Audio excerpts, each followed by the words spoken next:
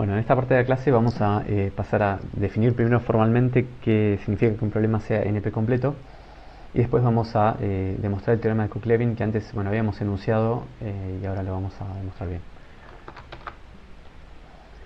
Bueno, entonces primero vamos a definir qué significa que un lenguaje sea NP completo.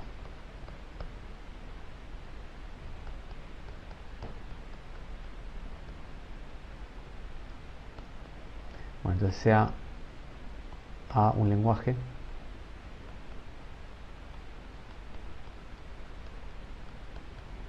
bueno, decimos que A es NP completo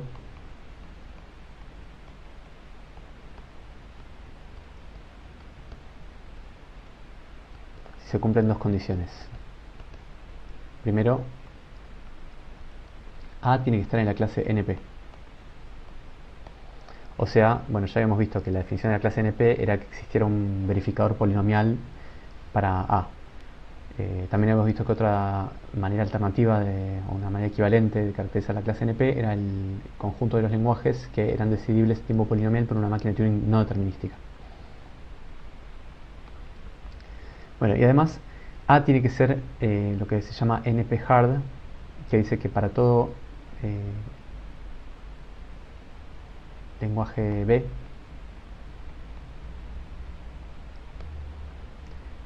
si B está en NP, entonces B se reduce polinomialmente a A. Está bien, o sea, todos los lenguajes que están en la clase NP se reducen polinomialmente a A. Esta condición se llama que A sea NP hard o NP difícil.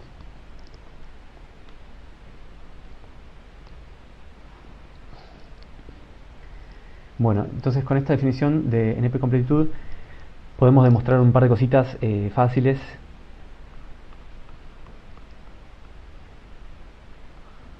Primero, si A es NP completo y A pertenece a la clase P, o sea, si lográramos encontrar un algoritmo que resuelve o que decide el lenguaje A en tiempo polinomial, entonces P sería igual a NP.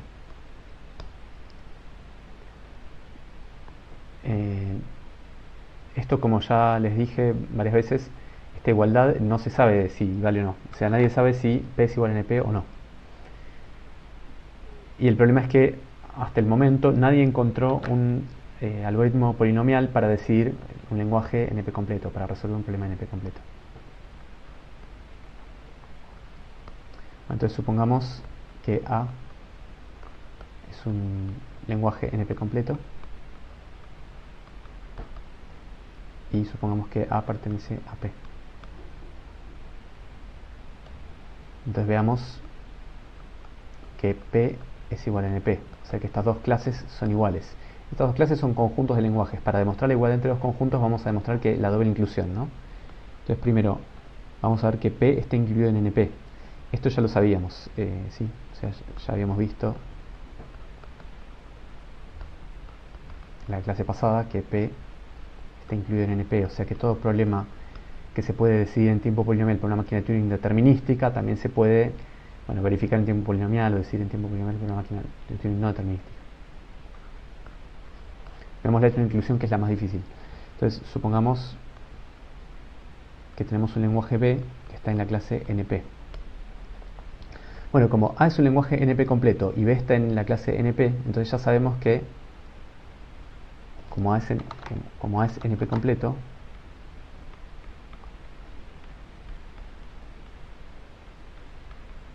ya sabemos que B se reduce polinomialmente a A. Esa es la definición de que sea NP hard, ¿okay? Que sea la segunda condición de que sea NP completo, dice exactamente eso. Bueno, y por lo tanto, como ya vimos también en la clase de hoy más temprano, como A está en P, entonces B está en P. También si tenemos un algoritmo polinomial para resolver A, para decidir A, también vamos a tener un algoritmo polinomial para decidir B. B está en P. Bueno, y esto termina la inclusión, ¿no? Porque si cualquier lenguaje que esté en NP también está en P, o sea que NP está incluido en P.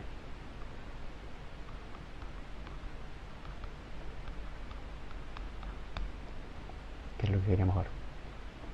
Bueno, entonces es un pequeño teorema fácil que básicamente se desprende casi de la definición, digamos. Bueno, y veamos otro teorema, también fácil, que dice que si A es un lenguaje NP completo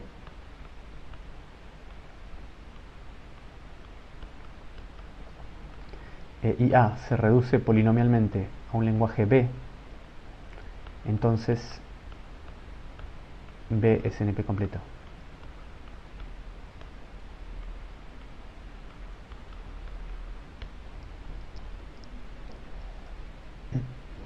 Perdón, acá me falta pedir algo más.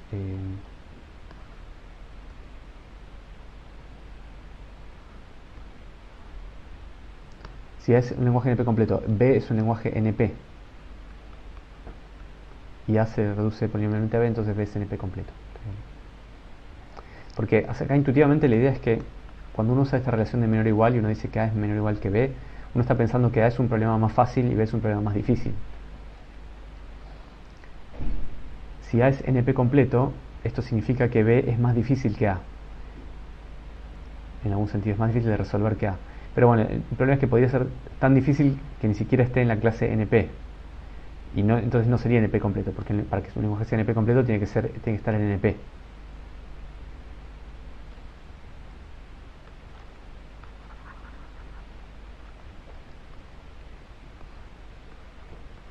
Bueno, demostremos este pequeño teorema.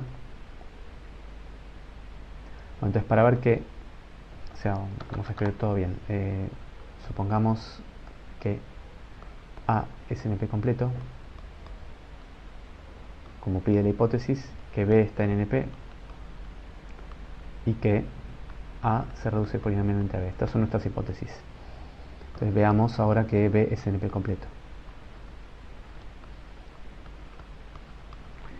Para ver que B es NP completo tenemos que verificar dos condiciones.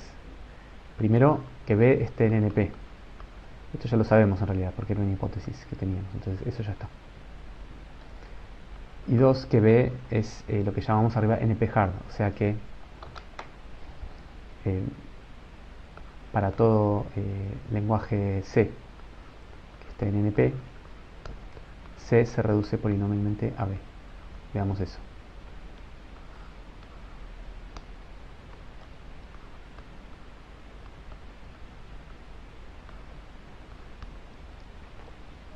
Bueno, entonces para eso, sea C un lenguaje que esté en NP, agarremos un lenguaje cualquiera que esté en NP y veamos que se reduce polinomialmente a B. Bueno, como A es NP completo, por hipótesis,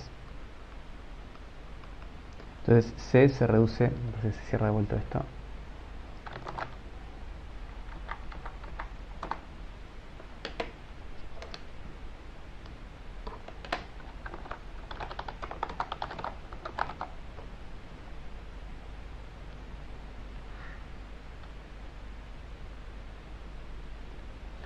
Bueno, ahora sí.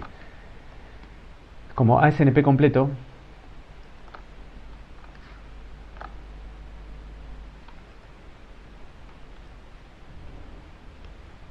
como es NP completo por hipótesis y C está en NP, entonces C se reduce polinomialmente a A. ¿Está bien? Y además A se reduce polinomialmente a B, o sea que tenemos que C se reduce polinomialmente a A y A se reduce polinomialmente a B.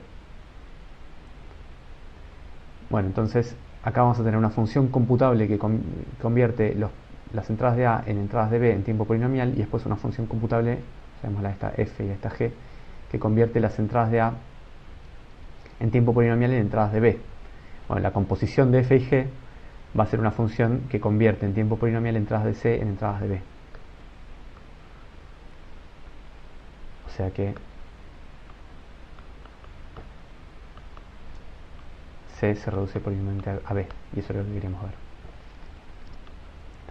Esto, si quieren, sería una propiedad de transitividad de esta relación de reducción polinomial, o reducibilidad polinomial. Bueno, Entonces acá demostramos estos dos pequeños teoremas. Pasemos ahora a demostrar el teorema más fuerte de la clase de hoy, digamos, que es el teorema de Cook-Levin.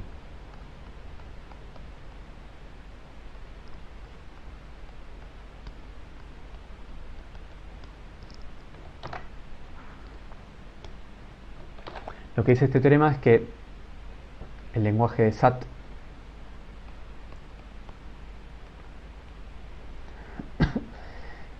es NP completo.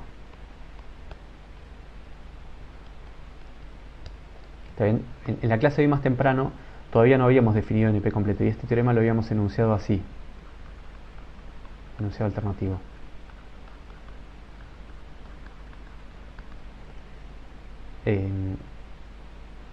Si SAT está en P, entonces P es igual a NP.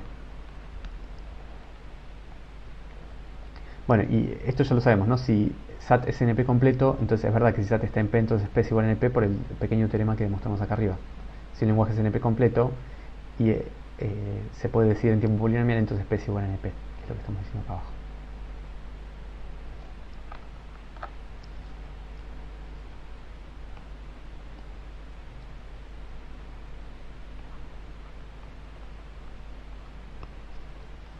Bueno, entonces demostremos este teorema. Este teorema, la demostración es bastante larga. Yo voy a dar una idea. En el libro por ahí la pueden encontrar con algunos detalles más. Pero la idea es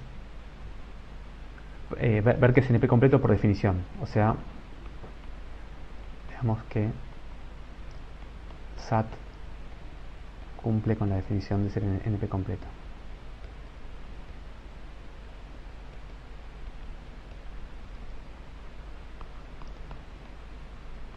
Acá también recuerden una cosa que por ahí esto debería haberlo recordado antes, que es que SAT, ¿qué lenguaje es? Bueno, es el lenguaje de las fórmulas, o mejor dicho, de las codificaciones de fórmulas, tales que phi es una fórmula satisfactible.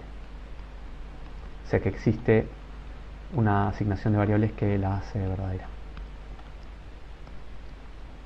Entonces, para ver eso, primero hay que ver que SAT pertenece a NP. Eso es lo primero que nos pide la definición de NP completo.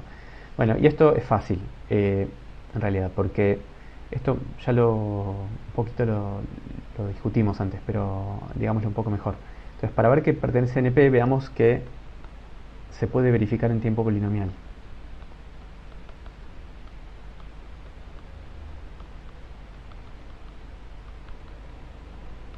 O sea, que tiene un verificador polinomial.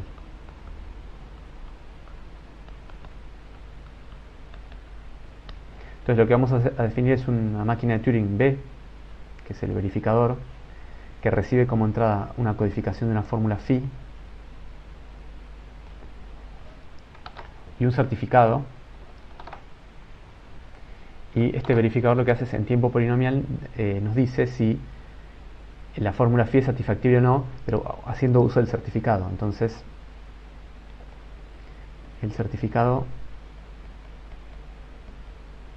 debe ser una lista de variables.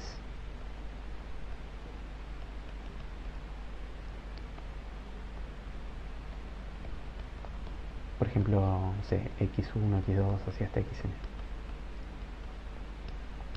Si el certificado no es de esta forma, rechazar.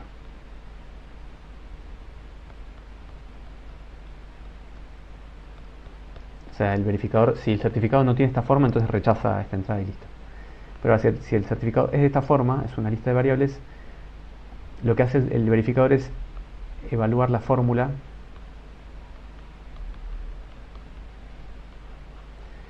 dándole valor verdadero a las variables que están en la lista.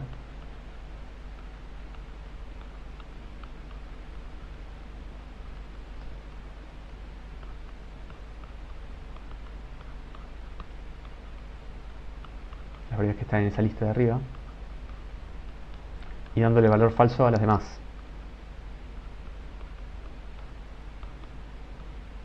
Valor falso a las demás variables.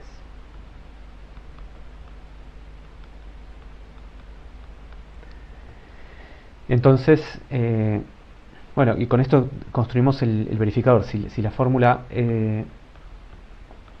fórmula tiene valor verdadero, aceptamos y si no rechazamos.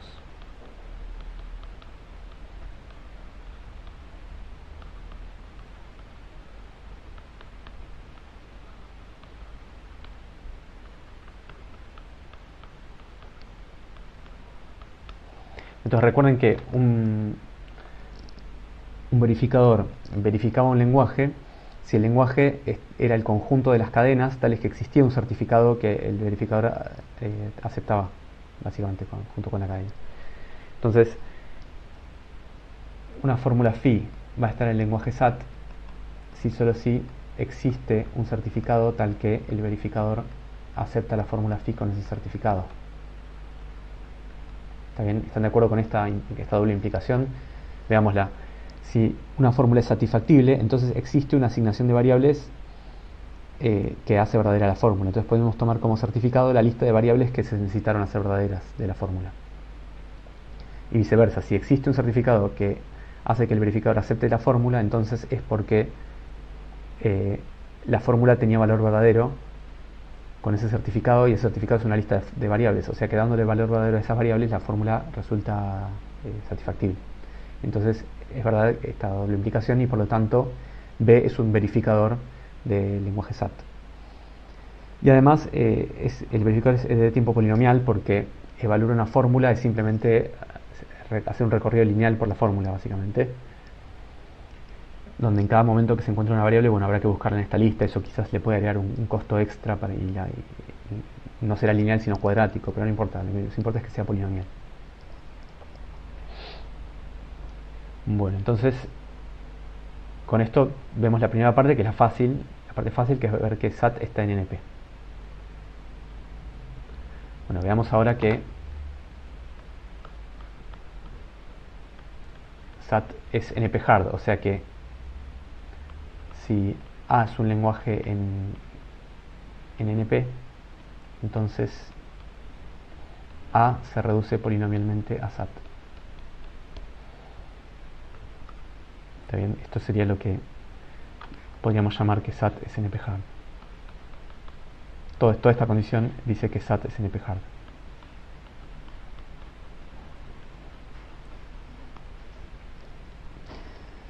Bueno, entonces supongamos que A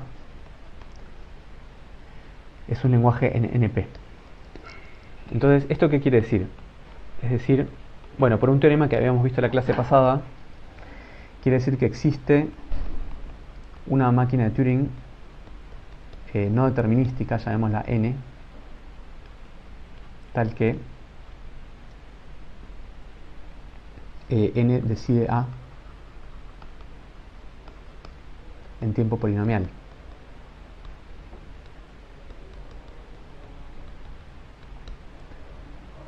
Está bien, supongamos que dada una cadena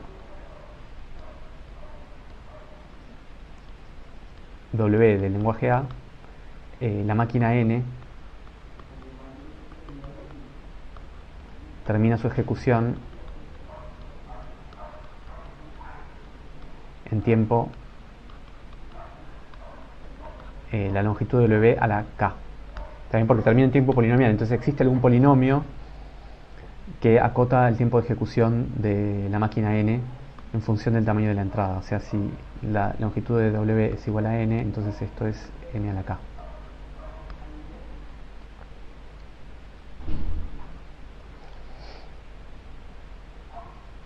Bueno, lo que vamos a querer hacer es transformar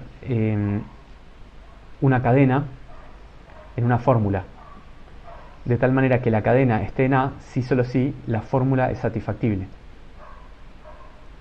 Entonces, una cadena W de A, perdón, una cadena W arbitraria en realidad. Acá, perdón, acá no tenía por qué ser una cadena de A, tiene que ser una cadena arbitraria, porque la máquina decide si la cadena está en A o no. La cadena puede ser cualquiera, puede estar en A o no, justamente.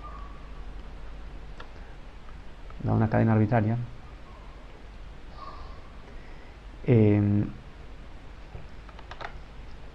Es aceptada por la máquina N.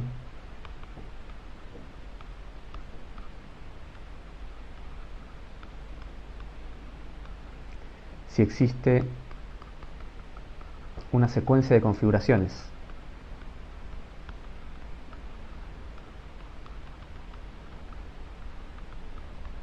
que tiene esta forma. La primera configuración va a tener el estado Q0 y al costado de la cadena W, que es la configuración inicial de la máquina.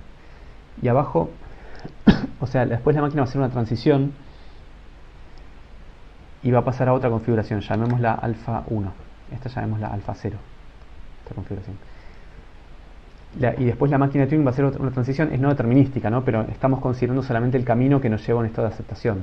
Nos va a hacer una transición a un estado alfa 2, a una configuración alfa 2 y así hasta que lleguemos a una configuración alfa, no sé, M.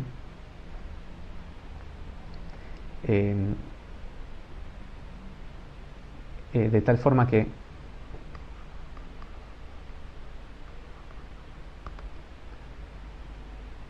bueno, esto lo voy a escribir acá primero.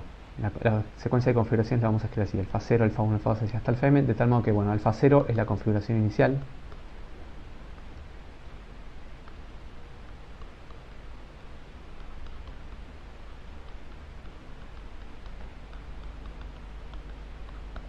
O sea, alfa 0 es de la forma Q0W. Además,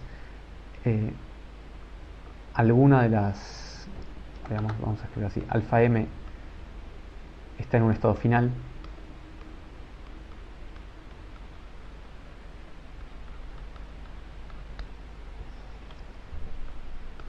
¿Está bien? Y además hay una transición desde alfa i a alfa i más 1. Esto sería para todo i desde 0 hasta, bueno, m menos 1, porque, bueno, justo ya m no tiene una configuración posterior. Entonces vamos a querer transformar una cadena W del alfabeto en una fórmula phi que sea satisfactible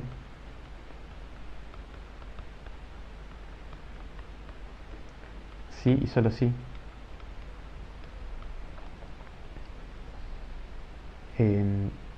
existe una secuencia de configuraciones de aceptación,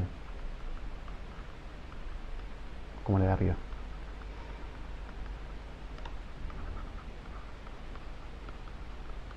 Configuraciones de la máquina N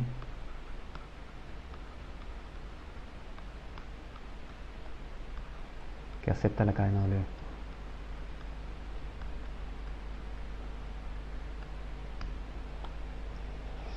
Está bien, entonces fíjense una cosa más. Como la máquina, acá la máquina N está en la mayúscula. Como la máquina N termina en tiempo N a la K, a lo sumo M puede ser N a la K, ¿no? Porque después de hacer N a la K pasos, esta máquina seguro tiene que terminar, ya sea que acepte o rechace la cadena. Y además, cada una de estas configuraciones es una cadena que yo voy a escribir en forma de símbolos, y esta cadena, ¿cuán larga puede ser? Bueno, a lo sumo podría tener longitud N a la K.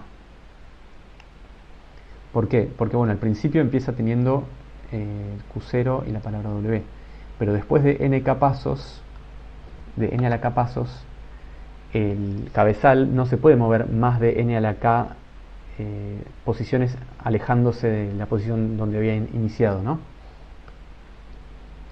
Entonces vamos a tener acá N a la K configuraciones y todas ellas van a ser de tamaño N a la K.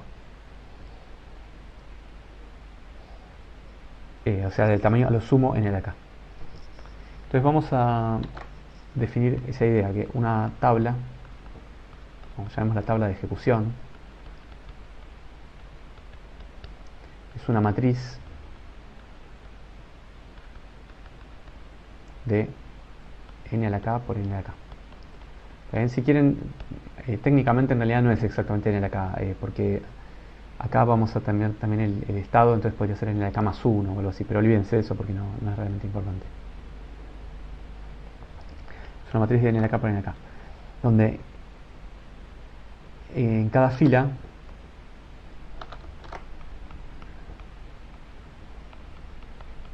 hay una configuración de la máquina.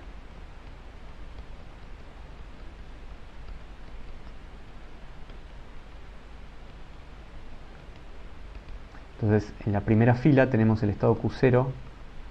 Esta es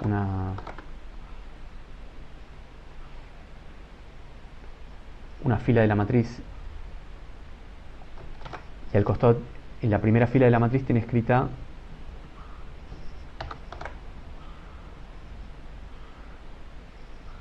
vamos a escribirlo más o menos no tan desprolijo. Tampoco me va a quedar muy prolijo, pero bueno. ¿Sí?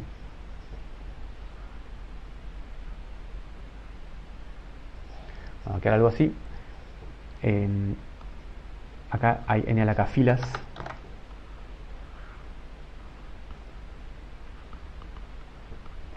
Y acá hay n a la k columnas.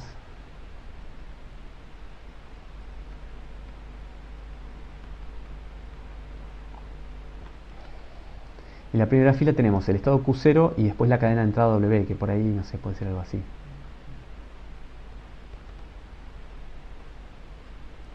Y después en un momento la cadena termina y empieza a haber blancos. ¿Está bien? Y además, por una cuestión técnica, vamos a también introducir un separador acá, que dice que la cadena empieza y termina, la configuración empieza y termina acá. Esto lo vamos a incluir en todas las filas. ¿Y la segunda fila qué va a pasar? Bueno, acá dependiendo de cómo sean las reglas de transición de la máquina de Turing en cuestión, porque es una máquina de Turing no determinística, bueno, lo que va a pasar es que la cadena se va a copiar casi toda, pero bueno, el cabezal se va a mover, qué sé yo, por ejemplo, si el cabezal se movía hacia la derecha y el estado Q0 pasó al estado Q3, acá vamos a tener un Q3, y si la A la cambió por una Z, acá vamos a tener una Z. Bueno, y así sigue. Entonces llamemos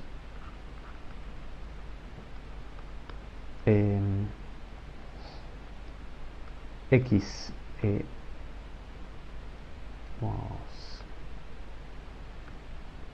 bueno, vamos a ver un poco distinto. O sea, lo que vamos a hacer, como queremos construir una fórmula, es vamos a tener variables con las que vamos a construir las fórmulas. Esas variables van a ser de la forma X, Y, J, S. O sea, están indexadas por 3 elementos, donde, o sea, Y es un número entre 1 y n a la k. Es un número de fila de la matriz. Además, J es un número de columna de la matriz.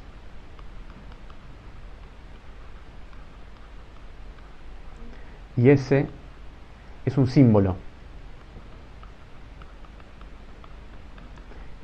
¿Qué símbolos posibles podemos tener? Bueno, los símbolos posibles son los porque en cada celda lo que podemos tener es un símbolo de la cinta, que es, lo llamamos gamma, los símbolos de la cinta, que incluyen las letras ABC, digamos, de los blancos y todo eso.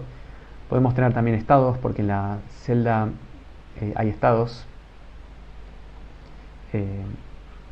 Podemos también tener estos cardinales que son separadores. ¿Está bien? Y la variable X, Y, J, S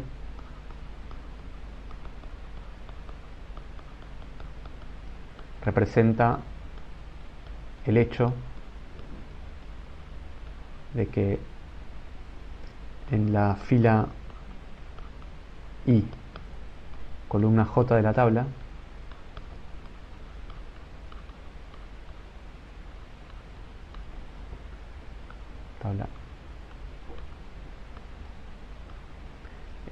hay un símbolo, está el símbolo S.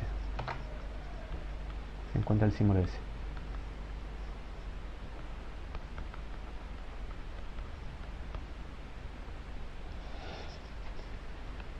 Bueno, y vamos a construir una fórmula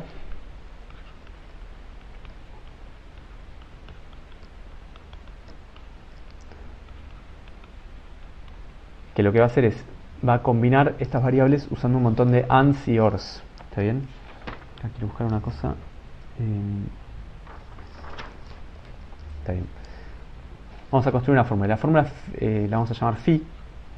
Esta fórmula depende de quién sea la palabra w, ¿está bien? Porque lo que queremos hacer es, vuelvo un poquito atrás para que no nos perdamos en lo que estamos haciendo. Nosotros tenemos un lenguaje A y queremos reducirlo polinomialmente a SAT. Entonces lo que queremos hacer es convertir cada palabra W en una fórmula de tal forma que la palabra W pertenece al lenguaje A si solo si la fórmula es satisfactible. Eso es lo que queremos hacer. Entonces esta fórmula depende de quién sea la palabra W. Y la fórmula phi la vamos a construir así. La vamos a construir como una AND de 4 fórmulas. Se la voy a llamar phi cell, phi start, phi move, phi accept.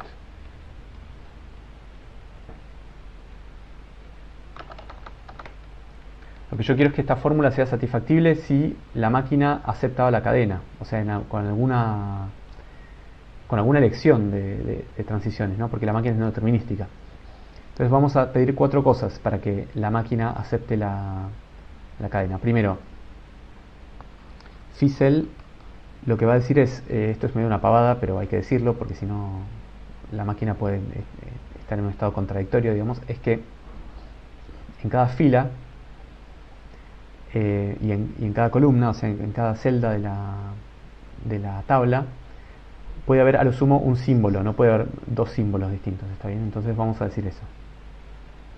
Tiene que haber uno y solo un símbolo. Entonces vamos a decir que para toda fila I, para toda columna J, eso lo vamos a decir así. Que para todo I, desde 1 hasta N de acá, y para todo J, desde 1 hasta N de acá. Bueno, primero que existe un símbolo, perdón, que alguno de los símbolos, o sea, existe un símbolo en el alfabeto de símbolos, llamemos a este conjunto, llamémoslo C, los símbolos de las celdas.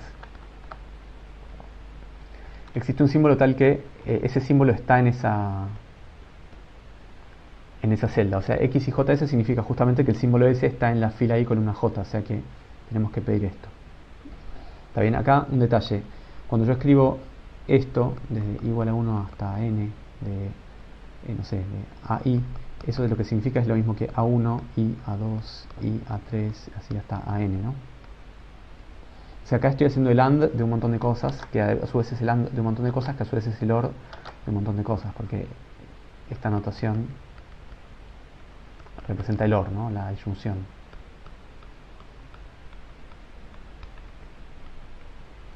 Simplemente es notación esto, pero bueno. Entonces tenemos eso.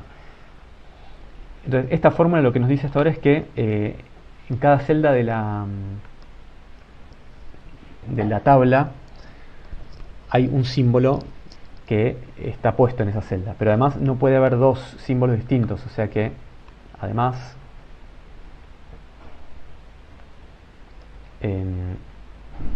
vamos a pedir que para todo par de símbolos, que S que esté en C y T que esté en C no valgan al mismo tiempo los dos. ¿Está bien? O sea, uno de los dos tiene que no valer. O sea, o no vale S o no vale T.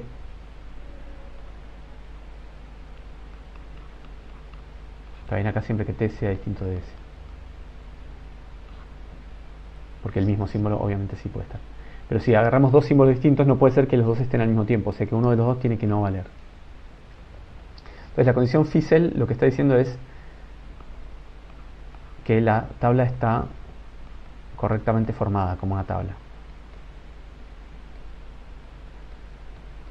Correctamente armada. En el sentido de que no puede haber más de un símbolo en la misma celda y en cada celda tiene que haber por lo menos un símbolo. Bueno, pasemos a phi start. Bueno, lo que dice la fórmula phi start es que la primera fila de la tabla tiene que ser el estado inicial de la, de la máquina, ¿no? Entonces, lo que va a decir FreeStart es que en la fila 1 y en la columna 1 tiene que haber un cardinal, porque siempre la fila empieza con un cardinal. Después, en la fila 1 y en la columna 2 tiene que estar el estado Q0, que pertenece a C, ¿no? Porque el alfabeto de los símbolos que puede haber en cada celda incluye los estados también. Además, en la fila 1 y en la columna 3 tiene que estar la primera letra de la palabra de entrada. ¿Está bien? Bueno, y eso tiene que pasar digamos, en la fila 1, columna 4, tiene que estar la segunda letra de la palabra de entrada y así hasta la enésima palabra de entrada. ¿Está bien? O sea, en la fila 1, columna n más 2, me parece, si no me equivoco, tiene que estar la letra WN de la palabra. ¿Está bien? Bueno, y de ahí en adelante todos los símbolos van a estar en blanco. O sea que en la fila 1, en la columna n más 3, va a haber un símbolo blanco y así hasta todo el ancho de la tabla.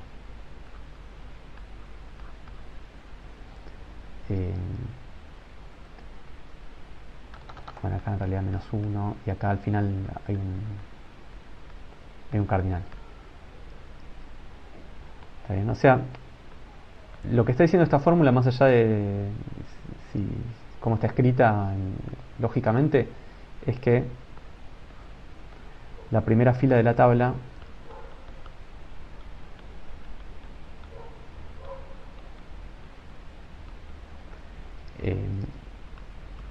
es la configuración inicial de la máquina cuando se le alimenta con la palabra W. La configuración inicial de la máquina N cuando se le alimenta con la palabra W.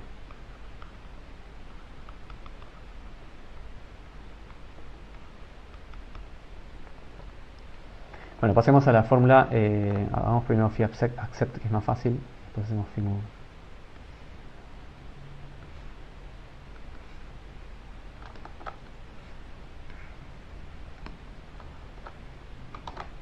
Bueno, phi accept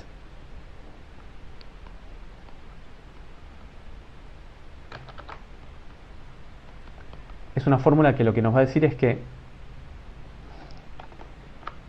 en algún momento se alcanza un estado de aceptación, o sea que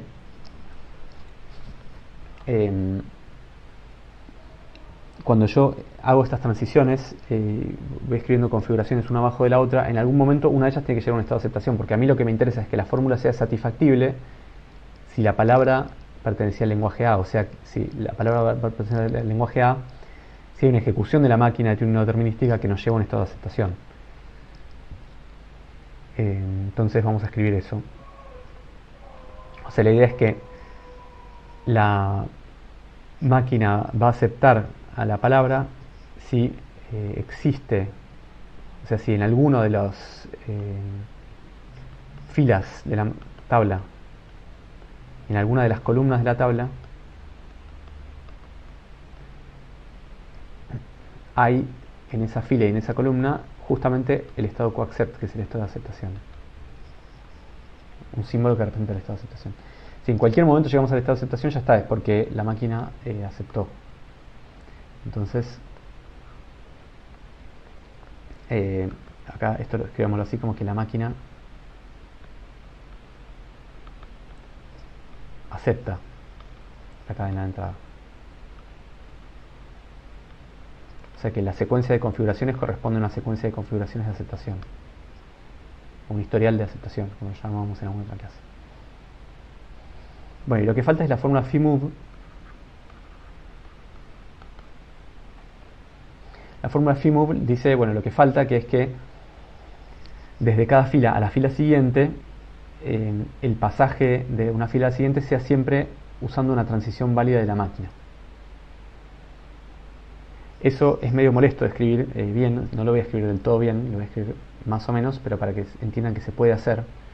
Lo que vamos a hacer es, bueno, vamos a mirar todas las filas y todas las columnas de la máquina.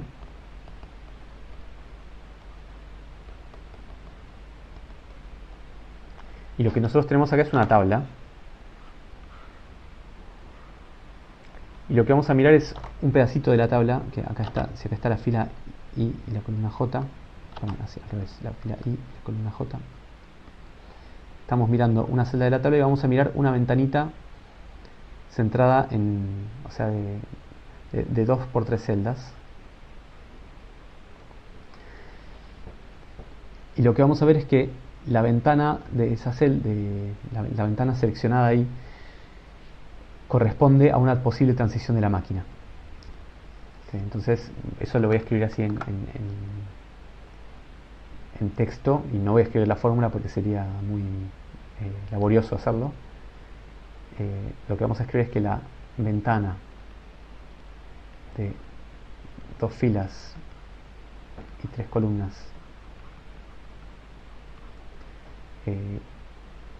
centrada en IJ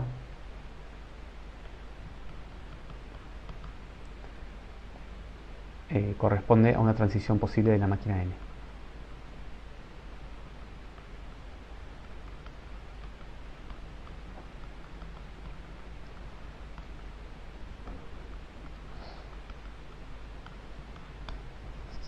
Bueno, esto puede ser muy feo de escribir, pero fíjense que solamente habla de 6 variables. O sea, para ver si una ventana corresponde a una transición de la máquina, lo que yo tengo que ver es, bueno, por ejemplo, si tengo una ventana donde acá tengo las letras A, B, C, acá abajo básicamente voy a tener que tener también las letras, voy a tener acá que tener una B, ¿está bien?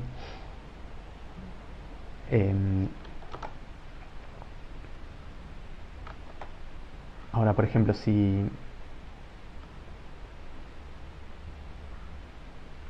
¿por qué voy a tener que tener acá una B? Bueno, porque como el cabezal no estaba acá a la izquierda y el cabezal no estaba acá a la derecha, entonces el cabezal seguro no puede haber afectado esta posición. ¿Está bien? Acá yo no sé qué puede haber acá, ni acá, porque quizás el cabezal estaba acá y se movió hacia la derecha, entonces acá quizás pasó a estar el cabezal. ¿Está bien? Pero lo que sí sé es que acá tiene que haber una B. ¿Está bien? O por ejemplo, si acá tengo un cardinal y acá tengo una B y acá tengo una C, bueno, acá sí voy a tener acá un cardinal y acá voy a tener una B. Y acá no sé porque quizás el cabezal estaba de este lado.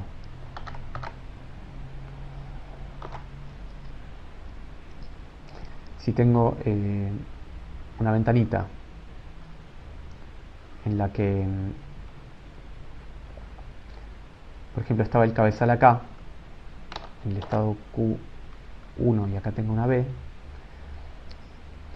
y acá tengo una C. Bueno, acá depende, porque, por ejemplo, si el cabezal tiene, perdón, si hay una transición en la máquina que dice que cuando estás en el estado Q1 mirando una B, el cabezal se puede mover hacia la derecha y escribir una Z, entonces podría quedar así y pasar al estado, no sé, Q7. Entonces la ventana podría quedar así. Entonces, si yo tengo una ventana en la que está en esta situación, tengo que permitir hacer esto de acá abajo. Como la máquina es no determinística, dado un mismo estado, podría haber varios outputs posibles, porque quizás si el cabezal en este caso también se puede mover hacia la derecha, yo tendría que permitirle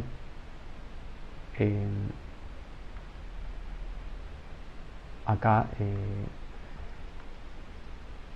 dejar la B intacta y moverse hacia la derecha, hacia la izquierda, perdón.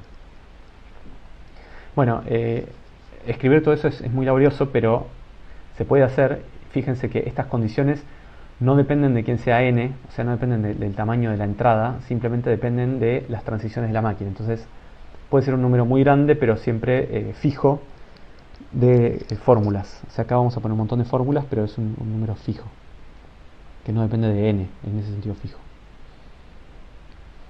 Bueno, y ahí ya casi estamos, ¿no? Porque la fórmula FIMUB lo que dice es que las sucesivas filas de la tabla corresponden a transiciones de la máquina n.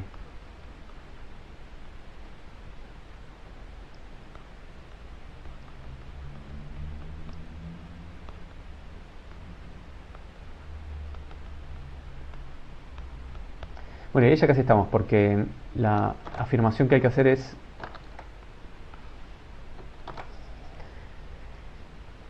Entonces, resumo lo que hicimos. Dado una palabra W arbitraria, que puede estar o no en A, hemos construido una fórmula f de W. Y además vale que la palabra W está en A si solo si la fórmula f de W es satisfactible. En realidad la codificación de la fórmula, si quieren. Bueno, o si no, supongamos que f ya nos da la codificación de una fórmula, que sería lo más razonable.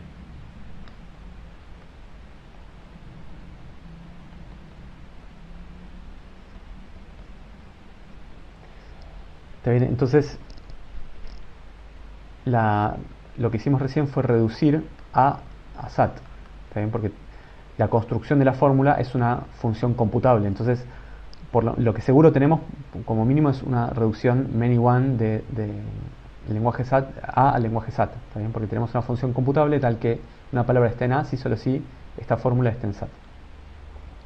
Bueno, pero en realidad no solo eso, sino que la fórmula f es computable en tiempo polinomial. La función f, perdón.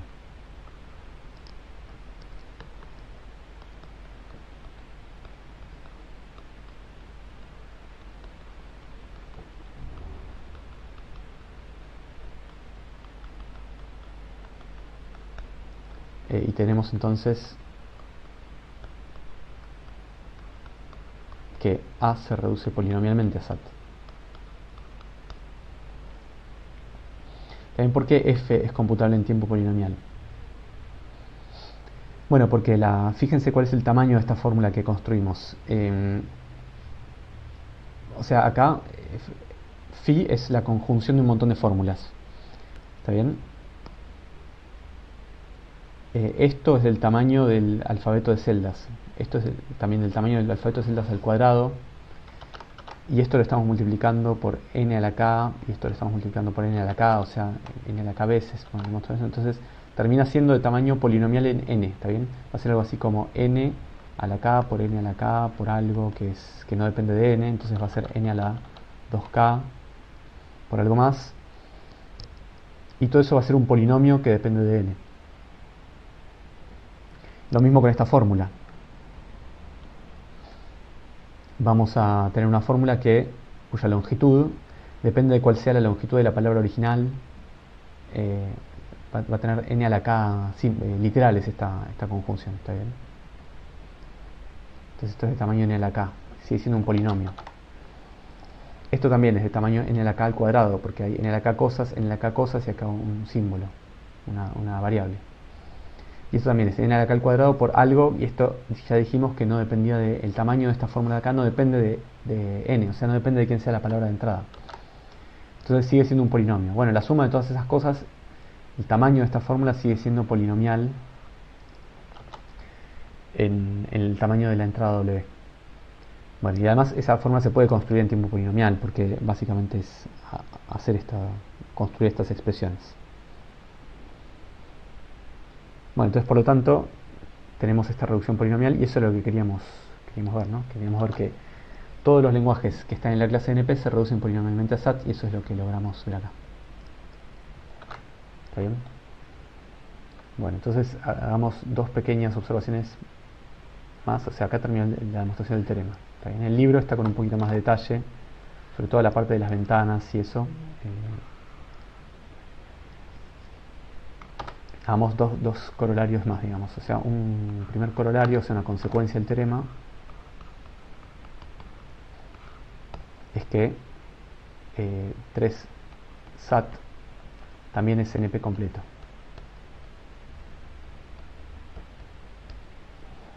De este corolario, la manera de verlo es mirando la demostración.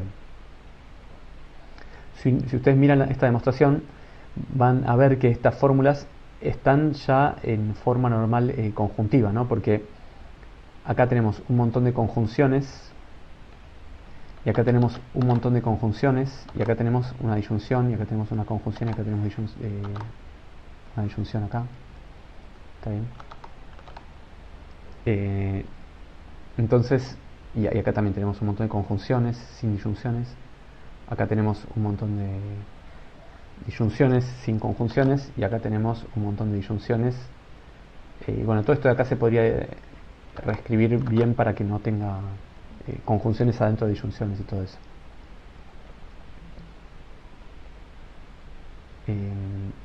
Para acá esto tiene que ser una conjunción, no una disyunción. Disculpen, esto me confundí entre yo. Porque nosotros queremos que para todas las filas y para todas las columnas de la máquina es de esta condición. Antes yo puse OR, que era como decir que existe una fila de la máquina en la que pasa esto. Yo quiero que todas las ventanas posibles que pueda elegir en la máquina cumplan con esta condición. Disculpen que eso antes me confundí. Entonces, la demostración de arriba construye, dada una palabra de A, una fórmula que está ya en forma normal conjuntiva. Y bueno, una fórmula en forma normal conjuntiva se puede pasar fácilmente a una fórmula en 3 forma normal conjuntiva, porque si yo tengo algo así como x1 o x2 o x3 o xn, si tengo una conjunción de un montón de elementos, esto lo puedo reescribir para que sea una conjunción, para que sea para que esté en forma 3 forma normal conjuntiva, para que esté en esa forma. ¿Cómo se hace eso? Bueno, por ejemplo, agarro x1 y pongo x1 o x1 o a1, donde a1 es una variable nueva, y ahora digo que además tiene que valer que no valga a1 y que valga, o que valga x2 o que valga a2 y que valga no a2 o x3 o a3. Bueno, y así hasta el último, que dice que no valga a n-1 o que valga xn o que valga a n. Bueno, xn, vamos a poner acá. Bueno, uno puede ver que estas dos fórmulas son equivalentes, o de alguna manera que uno puede reescribir siempre una disyunción que tiene un montón de términos como una conjunción de un montón de disyunciones, cada una de las cuales tiene solo 3 términos. O sea que siempre se puede convertir una fórmula de esta pinta en una fórmula que esté en 3 forma normal conjuntiva. Y entonces, con la misma demostración de arriba, básicamente adaptándola un poquito, vamos a poder probar que 3SAT también es NP completo. No importa tanto cómo se adapta, me parece lo que sí importa es que o sea, la parte difícil de la demostración fue la de arriba. Lo que importa es que tengan presente que 3SAT es NP completo. Bueno, y otro corolario es que, por lo tanto, el lenguaje clique también es NP completo. Porque ya vimos en la parte anterior de la clase